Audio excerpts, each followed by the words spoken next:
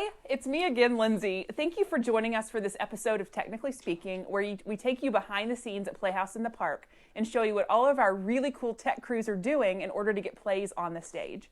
Today I'm joined by Don Fleming, our lighting guru. If you've ever been at a show and seen the lights just slowly change and the mood shifts, and you're just really touched by that, that's all of this guy. He is going to show us today about the science behind lighting and what it takes to get a play more than just a play. It's something beautiful with lights and sound, and it all comes together to make the productions you see. So before we get started about lights, tell us how you got involved at Playhouse in the Park. We moved to Kentucky in 1977, and shortly thereafter I heard about this new theater that had started in the area. And if I could get just a bit of backstory, we moved here from southern Wisconsin, and my cousins used to live in northern Illinois. And we would get together a few times a year, and the parents would all get together and do their thing, and the kids would all get together and play and whatever. And we kind of, this almost became sort of a tradition. We decided that all the kids would get together and put on these little skits for our parents. And it was silly, fun kind of stuff, slapstick sort of things, two people turning to walk away and they'd bump into each other and then fall on the floor and the parents would laugh politely and that sort of thing. And then we moved down here and we decided, or I'd heard about this theater and I decided I wanted to get involved. I wanted to try it. And so these auditions were coming up. So I went, and I wasn't cast, but that didn't deter me. I decided to go again the next time there were auditions and give it a try, and I was cast. My very first play. That's awesome. Yeah. So you've been involved since what year? 1979. And it's 2020. That's a long tenure here at Playhouse. As a volunteer. I know you've been on stage in several plays, and I'm sure you've done other behind-the-scenes things, but lights are what you're known for. Among all those other things too. But what keeps you at Playhouse? Just the whole family spirit of the whole thing. Everybody comes together, works together to put on just a terrific production. Everybody works so hard in their respective areas, and it all comes together. Working with the props, the set construction, the lighting, the sound, the costumes, the painting, and of course the acting. It's just amazing to see the whole process come together. So how did you get involved with the lighting team? That was I had played around with the lighting a little bit here and there because it kind of piqued my interest, and it was during the middle of Tech Week of a show, and our lighting designer, something happened and he had to leave, and he wasn't able to come back. I don't know the backstory on that, but the rest is history. The rest is history. I said, I know a little bit about lighting, I can get in there and see what I can do, and now here I am. Yeah. So what types of things are you responsible for prior to and during the run of a show? What are your jobs with the lighting? Well, to make sure we have enough equipment and to make sure it's in good working order, we will, before a show, we'll have a production meeting with the director and the various designers, and the director will talk about some of their ideas for the show, and if anyone has ideas for the show, they'll present them to the director, and sometimes the director will say, yeah, that's great, or let's not do that, or yeah, let's try it and see what happens. And it's just kind of a mixed, very collaborative effort. That's awesome. So can you tell us about some of the tools that you use and what you've brought today to show us? This is an awesome setup. So sure. Well, I know nothing about lighting. Teach me. This is not a team I've ever helped with before, so we're all learning together. All right. So tell us what you brought, Don. Okay. Well, I have a few things as far as tools and equipment that I need for a show. I have my notebook, and right here I actually have some of my lighting notes from Matilda for the second act. And there's more Matilda notes. There's the cue list. Oh, that's a lot. Of Matilda. And there's the second page of the Matilda. So every time the lights shift, you need a spotlight. Every time it goes to blackout, this is all you. This is you figuring out when that needs to happen. Right, yeah. Wow. Yeah, and how long it takes for that to happen. How long it takes to move a set piece, so you need to be dark for this amount of time. Yeah. Wow. Yeah, or if I want to do a slow fade, or we have, this, we can do what's called a 0 count fade, which is basically, I describe it to people as turning on and off a light switch. It's kind of like what you would see at intermission. Like those typically come up a little faster than in maybe? That's more of if something is, say, a 2 count fade, that's 2 seconds. Okay. So they'll say, let's see a 2 count fade, or give me a 5 count fade, or a 37 count fade. Wow. This lighting board right here that I'll talk about in just a little bit, it has the capability of doing 999 count fade. And I got to do that in the Crucible. That's 16 minutes 39 seconds. And I was able to do a fade from nighttime into early morning, and it was so subtle and so, it was I remember that. That was powerful. Yeah, yeah. You almost don't realize it's happening. Right, yeah. Yeah, and that's something I really love about lighting is you can do things big and grand and make these super fast color shifts and scene shifts, and sometimes that works for a show, but also, I prefer that the lighting not take over what's happening on the stage. Yeah. I kind of see the lighting as an enhancement of what's happening. So for kind of getting back to your question, I know I tend to ramble. Oh, you're fine. But I have my 8-inch adjustable wrench, and that is my lighting tool. Yeah. So what I have here, these are just a few pieces of what I have, what we use at Playhouse in the Park. This is a small version of, all of these are on a lighting stand, by the way. We'll use those when we do dinner theaters or take the show somewhere else. At Playhouse, these hangs from a grid in the ceiling, right? It does, yeah. So this is a portable dimmer pack. And we'll use this. This is a miniature version of what we have at Playhouse. This is capable of handling 2,400 watts total. And at Playhouse, we have 24 dimmers that are rated at 2,400 watts each. And I did some quick math, so that's 57,600 watts. Whoa. Which is enough to power probably a couple of houses in Murray, plus have a little bit left over to run a small show at Playhouse. So that's kind of a fun bit of trivia. This light here is one of our. This is the main thing that we use. It's called an ellipsoidal. It's extremely versatile. We have these things, these shutters, so we can close off the beam of light that we have. We can also use these to put in gobos. What is a gobo? A gobo it's a metal pattern that we use. For example, this is a window. That makes a window. Yeah. So we have that, and we can use this. I'll actually go ahead and put it in here, and I'm putting it in upside down. Why is Dawn putting it in upside down? Well, because the mirrors in the light actually flip everything around. So you have to think upside down.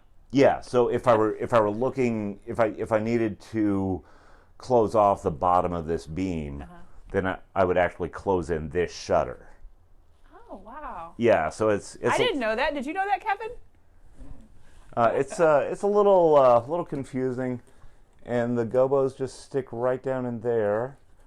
And after a little bit, maybe I could turn it on and just kind of show you. I have kind of a blue gel. So that's what makes the colors. Yeah. That you see. Yeah, the gels. That looks just like saran wrap or something. Is It it is. stronger? It's a little thicker than that, and I brought a few gels. We can get them in all kinds of colors. We have a nice fun red. You can feel that one and feel the. That's almost like the plastic you would get on a child's toy, like on the front of a cardboard It box. is. That's Yeah. what it feels like. Yeah, but yeah, it's a little different material.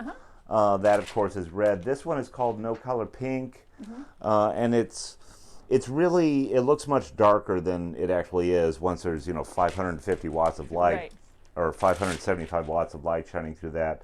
But this is really good for enhancing skin tone, and so it's more like main lighting type thing. Well, I've seen that actually in use at funeral homes. Yeah. So, yeah. Yeah, it's really a terrific color for that. It's a happier color. We have green. This one is really big because it's cut to size for this type of light. And then we have this really awesome pale green that I used it in The Wizard of Oz, and I nicknamed it Witch Green because whenever she was on, then that's when we used that. But that is, it's an incredibly versatile instrument. Can we turn that on so we can see it? Sure, absolutely, yeah. Let me unplug this one, my little surprise at the end, I suppose. All right, so I'll make sure it's not pointing at any of us. Pointing at any of us. I got caught in the rehearsal. All right. Okay, so we have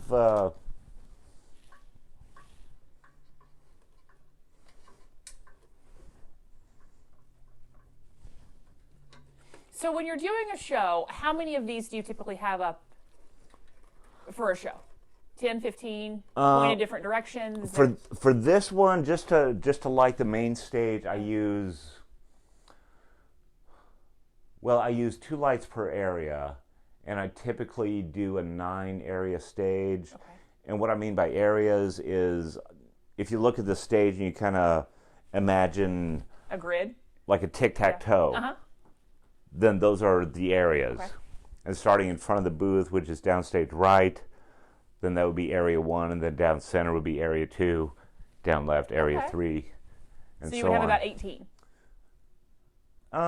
Yeah, about 18, and we have 24 of these total. So we have this gobo. We'll start pulling it into focus. That's really neat, and I've seen that in use at Playhouse before. Yeah. Can we turn the light Yeah, off? I'll go ahead and pull this up a little higher, and also straighten it out. It's a little bit crooked. But yeah, so if we're doing a show where light is coming in through a window, right, and it's evening, then we would want it kind of shining across the floor. Right. And it's a really, really cool effect.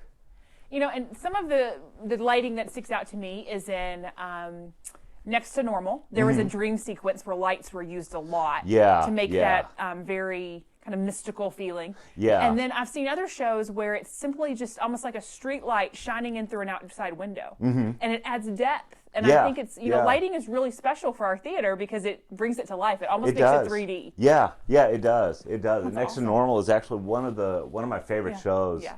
that I've lit just because it was a challenge. Oh, I can give you a little demonstration also of the shutters. Let's say this house that we're working in doesn't have that rounded top. So we can just take this shutter and just cut off the top of the window. That's awesome. Well, one of my favorite things that Don uses, that every actor learns to love, is this right here. Does anybody know what this is? Don, tell us what this is. That is glow tape. Glow tape is important. Why? Because when the actors are entering in the dark, they typically enter at the beginning of a scene in the dark.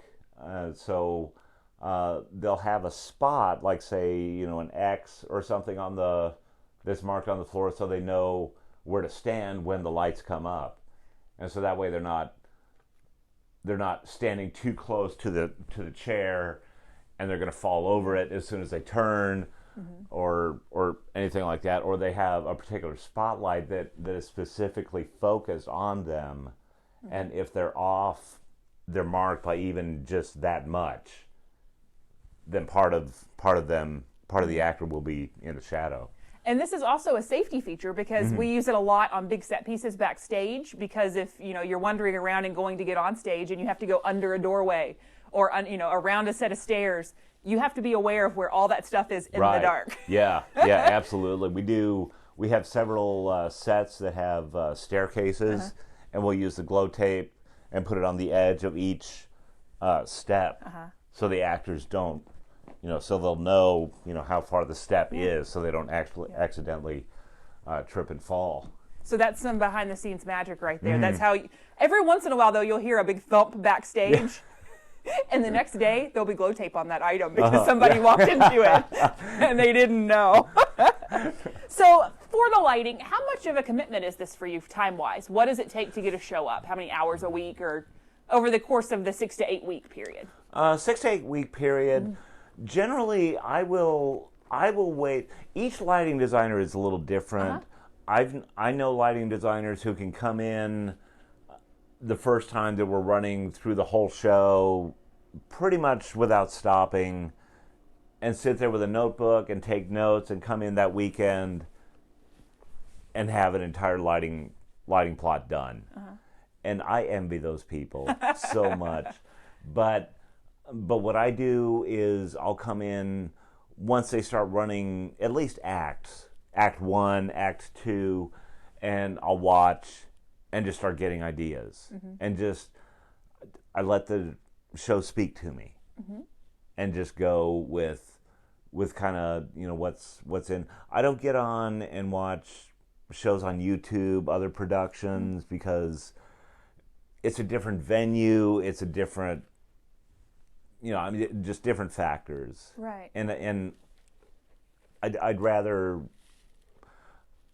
just make it my own, and make it sort of special, I guess. Well, I talked to Lisa Cope recently when she was here, and she was talking about the budgets for shows. And I know each show has a little different theme, and you can reuse things like gels, but you'll sometimes have unexpected expenses that come up. What kind of is your budget for a show, and what could crash your budget? What could happen that would make it be a really bad day for the lighting team? Oh my gosh. Well, if a lighting console died, which that has happened.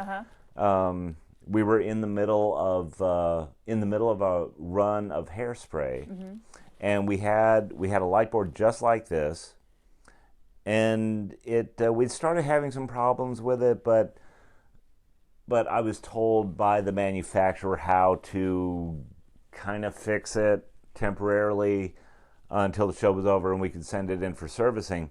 Well, it wasn't going to wait that long, and one day it just stopped working, and they overnighted us this one, and so I spent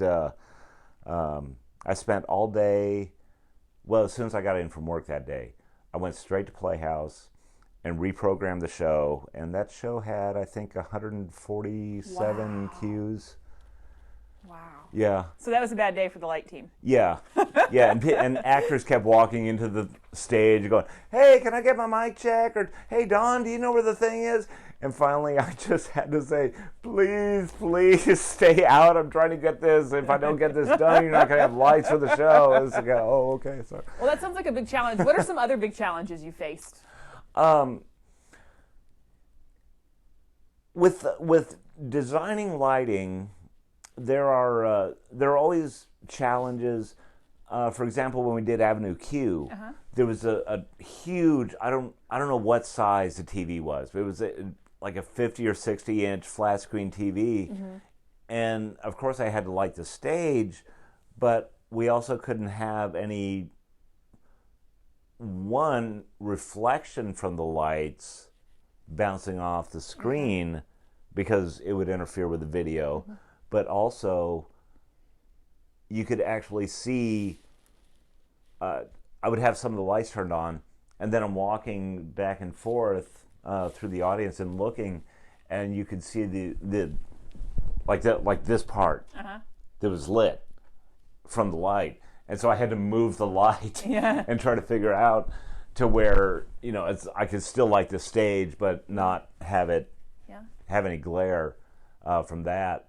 And it's just things like that. With each show, I like to do something special, whether it's, even if it's just a show that's basically lights up, lights down. Like when we did Girls Weekend, there was the girls, if you guys don't know the show, the girls have their kind of secret guy friends who they're sneaking into this cabin, and the signal is they're going to turn the porch light on and off 3 times. And so, as far as the colors on the lighting, it was basically lights up, lights down. It was one color. It was kind of not real exciting, lighting design wise, like Next to Normal or Josephine the Amazing Technicolor Dreamcoat or anything like, or Matilda or Mamma Mia, or where we're using lots of different colors.